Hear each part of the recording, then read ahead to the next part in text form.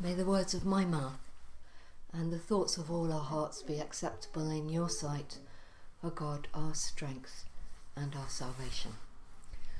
Our gospel story today is the story of the disciples on the road to Emmaus. It's a road trip.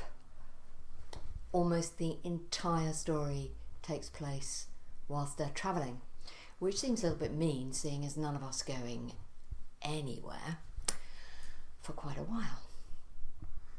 In our story, the disciples are on the move, heading out of Jerusalem, going all the way down to Emmaus, then turning round and travelling all the way back to Jerusalem again. So although it takes place mainly on the road, at its heart, at its core, this story is about the need to stand absolutely still. The disciples are leaving Jerusalem. They are turning their back on everything that has happened. The betrayal and the arrest, the trial and the execution, the death and the burial of the dead. They are moving on. And as they walk away, they are joined on the road by a stranger who asks, why? What? Why are you leaving? What has happened? And at this point, they stop moving and they stand still and are sad.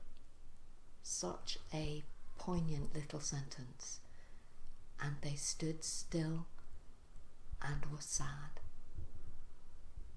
Although they want to move on, although they want to shake the dust from their feet, they stand and stop and say, we had hoped.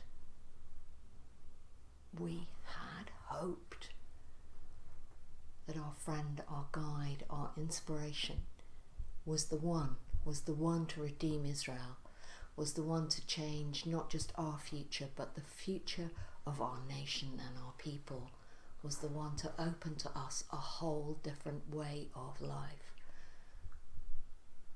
We had hoped. They voice their loss and their disappointment. It's a moment of deep pain and grief. And it's also, frankly, astonishing, because at times like this, we really want to put it all behind us and move on. We want to look towards another future that we can build, another path we can take. Human beings have an almost infinite capacity for denial and distraction.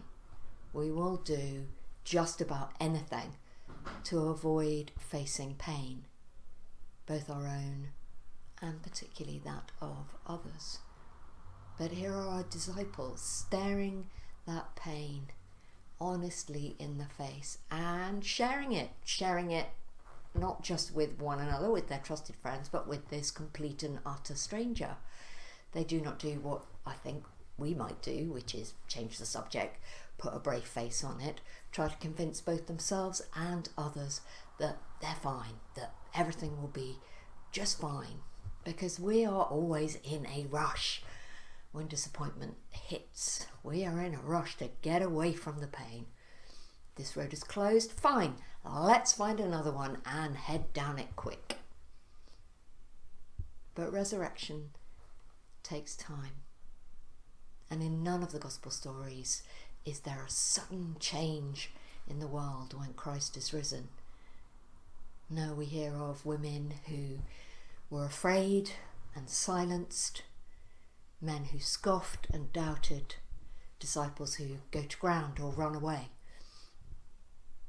But whatever they do, Christ draws near. And wherever they go, Christ goes with them. These disciples we hear about this morning, they don't go to the tomb, they don't seek answers, they just put their heads down and crack on out of there. And yet God still meets them exactly where they are. God journeys with them, even though they're heading in entirely the wrong direction.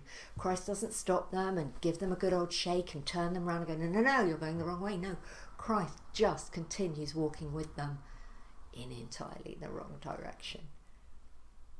Listening to their disappointments, sharing their sorrow, and slowly, gently warming their hearts and opening their minds until they are ready to recognise the hope in their midst.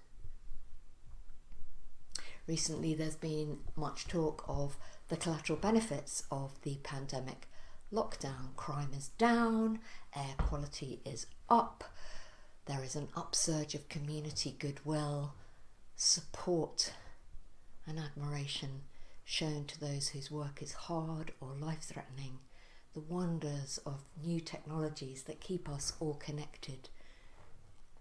And yet, we're all growing tired of the constraints and particularly of the uncertainty.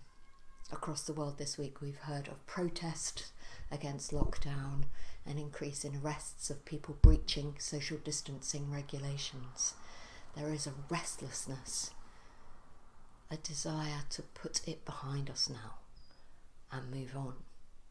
And I totally get that, because I am famously impatient, and it has taken frequent, repeated, painful experiences to teach me that I can't make things better when something goes wrong by just rushing headlong down a different path. Resurrection takes time. It is only through time that time itself can be redeemed. This story this morning gives us maybe pause to ponder the painful yet necessary process of standing still a while, acknowledging our loss, our uncertainty, our hurt and our doubts, knowing that even though on most occasions we will not recognise God is with us, nevertheless, God is drawing near, walking with us,